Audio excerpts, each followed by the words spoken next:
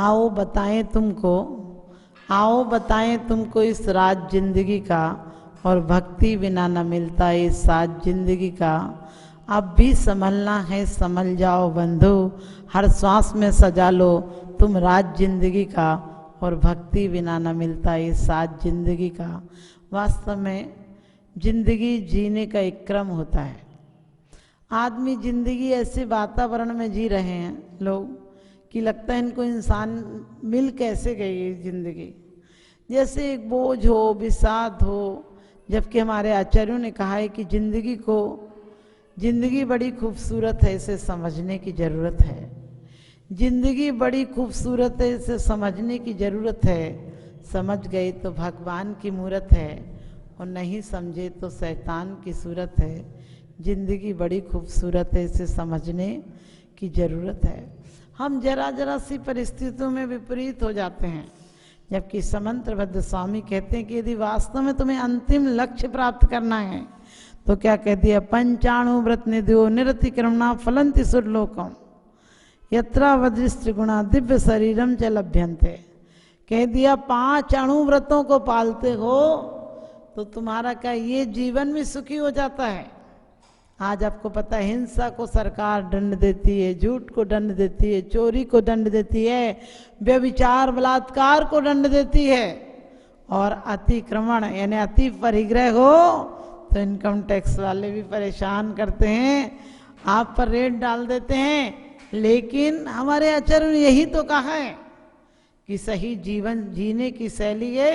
धर्म हमें कठिन मार्ग पर नहीं चलाता है, धर्म हमें आसान मार्ग पर चलाता है। धर्म हमारी जिंदगी को जीने के तरीके को आसान कर देता है। हम लोग हर कोई कहते हैं भगवान हमें मोक्ष दे दो, देने से कहाँ मिलेगा। अपने जीवन शैली बदलो, अपने आप मोक्ष मिलेगा। क्योंकि जीवन को कैसा मत बनाओ। तो कह दिया शोकम भयम अवसादम क्लेदम कालुस्य मरतिमपि हित्वा सत्तो साय मुदीरम चा मना प्रसादम सुते रमिति। क्या कहा, जिंदगी को कैसा मत बनाओ। शोक, आदमी कोई चीज नहीं मिली उसके लिए सोचता रहता है। शोकम भय, जितनी हमारे धन हो, चाहे पैसा हो, मकान हो, परिवार हो, ये सब भय के हमने सुरक्षा बना रखे। भयभीत हैं, सोचते हैं पैसा होगा तो समय पर काम आएगा, सोचते हैं परिवार होगा तो हमें हॉस्पिटल ले जाएगा, सेवा करेगा, बैंक बैलेंस होगा तो हमें काम आएगा, गाड़ी होगी तो हम आराम से जा सकेंगे। आराम क्या है, हमारे भय से बचने के उपाय के लिए हमने कर रखे हैं कि हमें जब कोई दिक्कत आएगी तो ये लोग हमें काम आएंगे। लेकिन मतलब की दुनिया होती है, वहाँ कौन किसी का होता है, और धोखा दे देते हैं अक्सर वही जिन पर भरोसा होता है। इनके कारण ही हमने भय पाल रखे हैं। यदि आदमी 1 नंबर का काम करे तो क्या मतलब है, कोई आ जाए इनकम टैक्स वाला, चाहे कोई, फाइल पूरी है। इसलिए धर्मात्मा को ये चिंता नहीं होती कि मरूंगा तो कहाँ जाऊंगा। आपने देखा होगा धर्मात्मा कभी भगवान से ये नहीं कहता मुझे मौत के बाद स्वर्ग भेज देना, क्योंकि हिसाब पक्का है, जहाँ जाऊंगा वहीं स्वर्ग हो जाएगा। क्योंकि दुष्ट संग दिन दियो विदाता, जासे भलो नरक को वासा। स्वर्ग और नरक कहाँ है, जहाँ हमारे मन में आनंद है वही स्वर्ग है, और जहाँ मन में विषाद है, शोक है, भय है, चिंता है, क्लेश है, वहीं पर नरक है।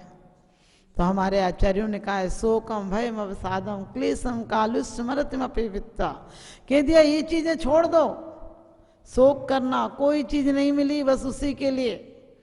एक पति बोला कि हमारी तो आराम से जिंदगी चल रही, दोनों आनंद से हंसी खुशी से जी रहे हैं।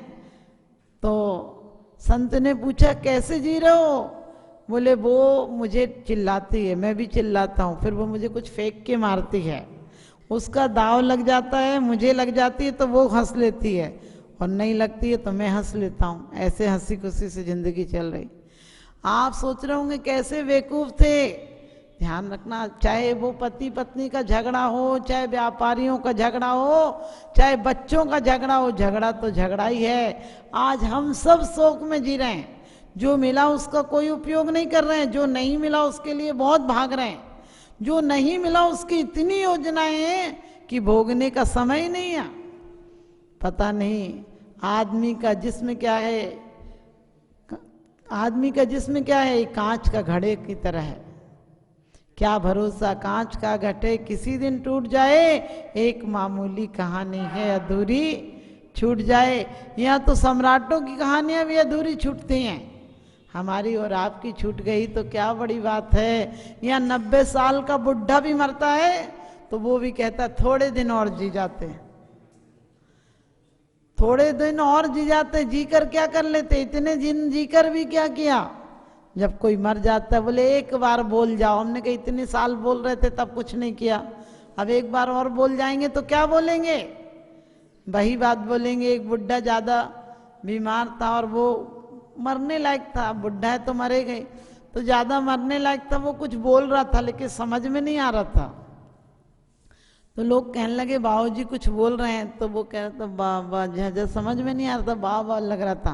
तो बच्चों ने अंदाज लगाया कि बाबूजी कोई बक्सा ही बता रहे होंगे, कहीं बक्सा छुपा रखा होगा तो बता रहे हैं।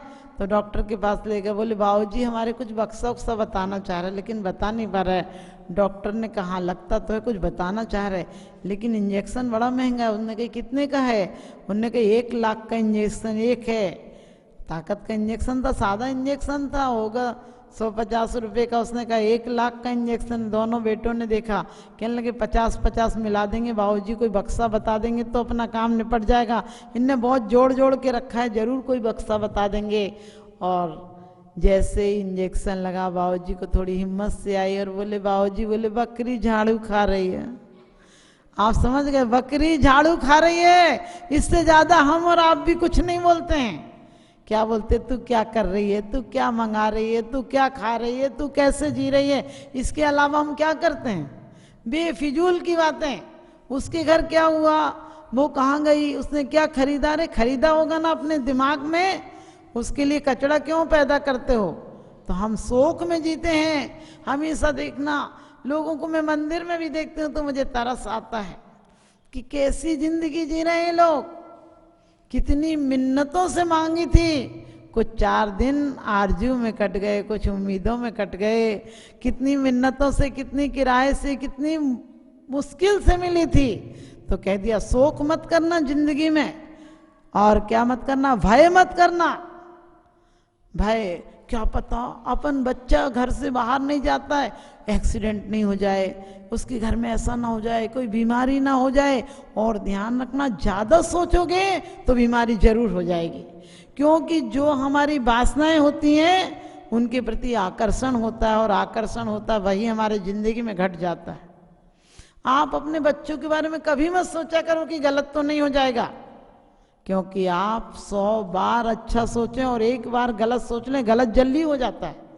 इसलिए बिल्कुल भय मत करो। सम्यक दृष्टि भय से रहित होता है, और इसीलिए आचार्य कहते हैं यदि तुम्हें समाधि मरण करना है तो भय मत करो। होगी बीमारी तो हो जाएगी, लेकिन पहले हम बीमारी की चिंता से क्यों मरते हैं। एक बार कपोल कल्पना है, मौत जा रही थी कहीं, तो एक संत ने कहा तू कहाँ जा रही है, बोले गांव में जा रही हूँ, गांव में महामारी फैली है तो 10 लोगों को ले जाना है महामारी में। और वो दूसरे दिन गई तो 1000 लोग मर गए थे। संत ने बोला रुक, तू 10 लोगों को कह के गई थी, तू कितनी बेईमान है, 1000 लोगों को ले गई। उसने कहा मैं तो 10 लोगों को लेने आई थी और 10 को ही ले जाती, लेकिन ज़्यादा लोग तो भय से मर गए, उसके नाम से ही मर गए। अब मैं क्या कर सकती हूँ, भय से मर गए तो।